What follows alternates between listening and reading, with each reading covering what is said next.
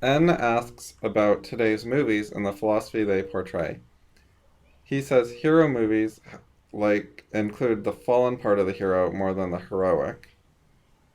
For example, Logan is the highest rated X-Men movie and has Wolverine losing his abilities and Xavier becoming demented. I have not seen the movie. He says that a lot of self-proclaimed intelligent people say that they like this stuff. And then he gives quotes from Rand. So I'm going to read the quotes and see if I have comments. The basic purpose of art is not to teach, but to show, to hold up to man a concretized image of his nature and his place in the universe.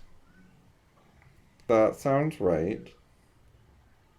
Art is a bit of a different thing than intellectual writing.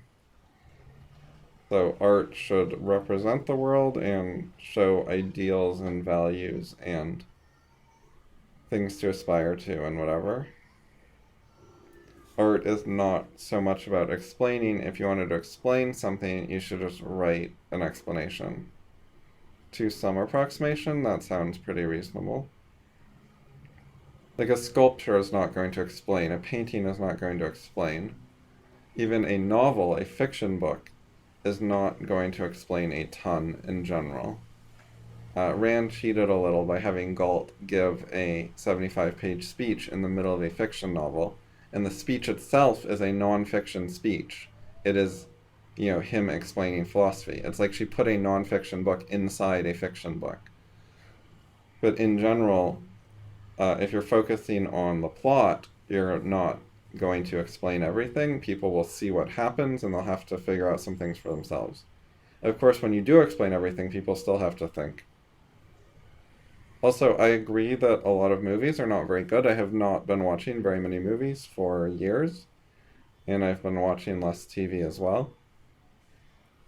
All right, next quote. The romanticists did not present a hero as a statistical average, but as an abstraction of man's best and highest potentiality, applicable to and achievable by all men in various degrees according to their individual choices. Right, so a hero is not supposed to be typical or mundane. You sort of take the best of everyone and put it together in one person, and that's what the hero looks like. So in each trait or attribute, it's what someone can be striving for, which is achievable.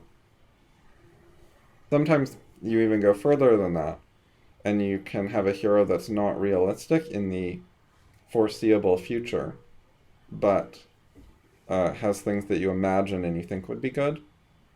That comes up not just with heroes, but more with like societies and technologies.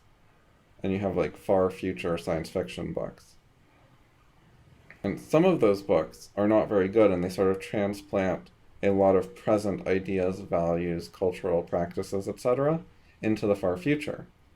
But some of them are interesting, and they envision a future which is actually different in important ways. And then you can wonder, like, does that future make sense? How could we get there?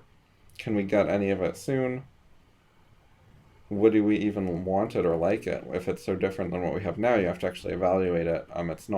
It can be hard to evaluate if it's good because it's so different than the values you're used to evaluating.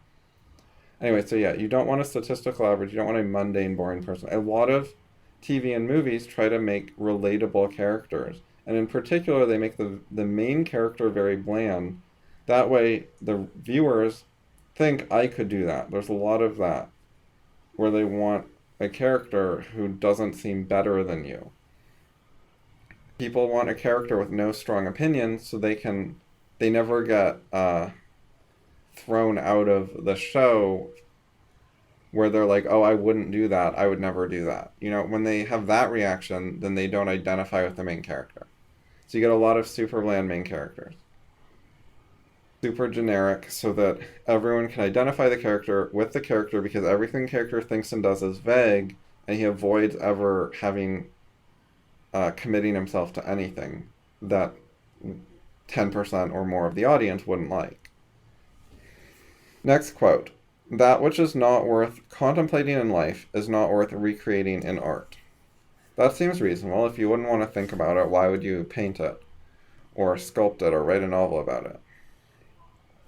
Next quote, "Pity for the guilty is treason to the innocent."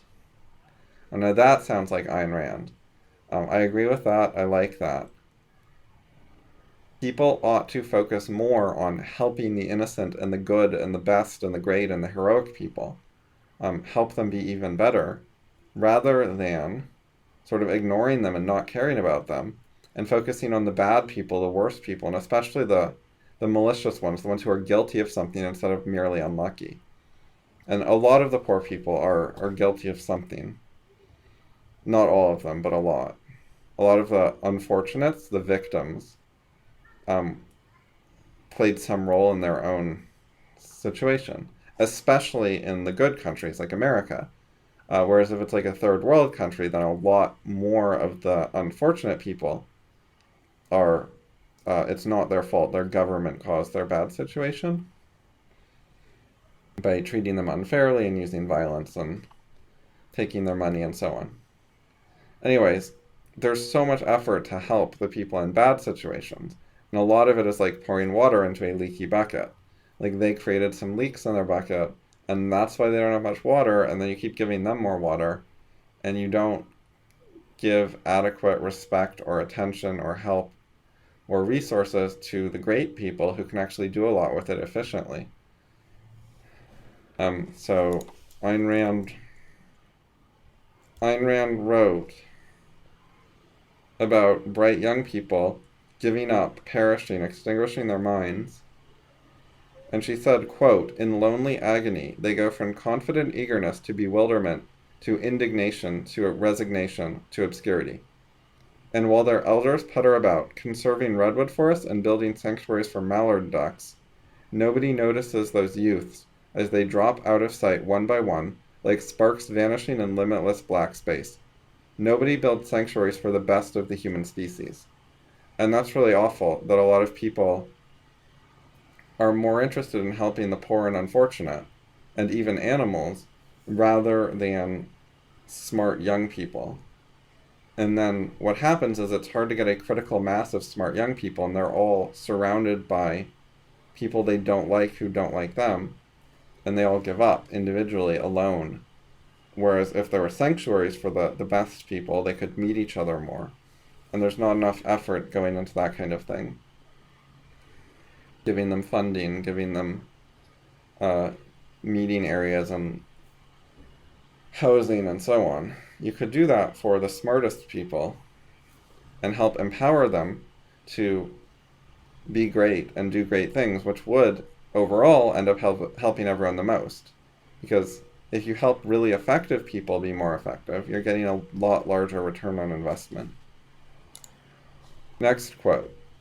"If one saw, in real life, a beautiful woman wearing an exquisite evening gown, with a cold sore on her lips, the blemish would mean nothing but a minor affliction, and one would ignore it.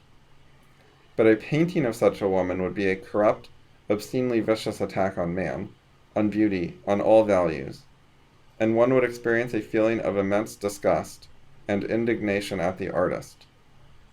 There are also those would feel something like approval and who would belong to the same moral category of the artist." Tangentially, all of the quotes I read are from the Romantic Manifesto, from the person who asked the question.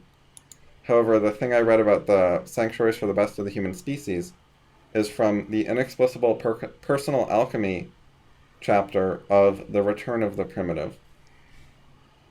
Now, as to the painting with the cold sore, I agree with the point there.